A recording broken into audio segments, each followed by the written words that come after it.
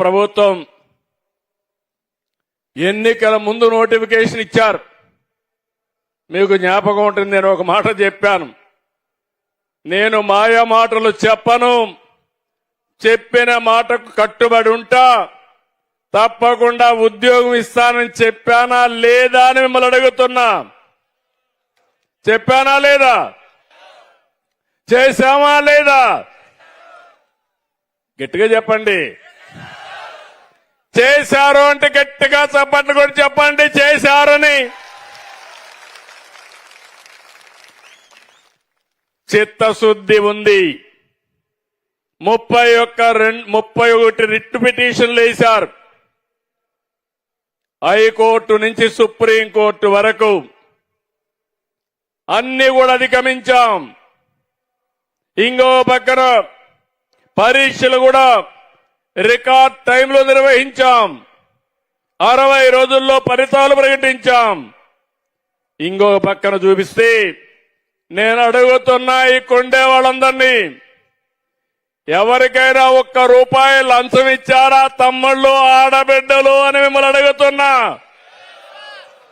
ఇచ్చారా అని మిమ్మల్ని అడుగుతున్నా.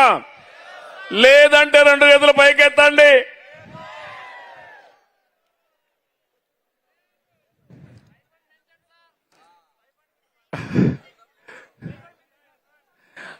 తప్పకుండా అవన్నీ ఆలోచించి మనం చేసుకుందాం. ఎక్కడా అవినీతి పొరపాట్లు జరగకుండా నియామకాల్లో టెక్నాలజీ ఉపయోగించాం. మీరందరూ చూసుంటారు, ఫిజికల్ ఈవెంట్స్ అన్ని టెక్నాలజీలో పెట్టాం. డిజిటల్ మీటర్తో ఎత్తు ఛాతీ కొలతలు తీసుకున్నాం. లైవ్ గా రికార్డు పెట్టమన్నాం.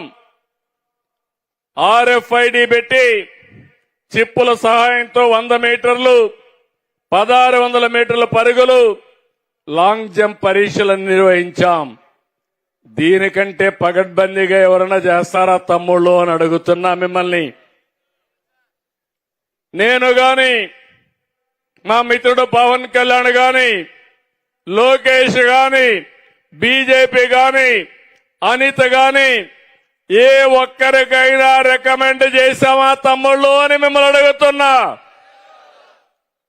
అది మా చిత్తశుద్ధి, వ్యవస్థపై నుండే మా నమ్మకం అని చెప్పి కూడా నేను మీకు తెలియజేస్తున్నా. ఇలాంటివన్నీ చేసిన తర్వాత నేను ఒకటే మిమ్మల్ని కోరుతున్నా, భవిష్యత్తును దృష్టిలో పెట్టుకుని రాష్ట్రానికి ఏం చేయాలో చేయడం కోసం ముందుకు పోతున్నాం. మీరందరూ కూడా నిన్నటి వరకు ఒక ఆలోచన చేశారు, ఉద్యోగం కావాలని ఆలోచన చేశారు. ఇప్పటి నుంచి మీ దృష్టి అంతా కూడా ఈ రాష్ట్ర ప్రయోజనాలపైన ఉండాలి. సైబర్ క్రైమ్ అంటే ఏంటి,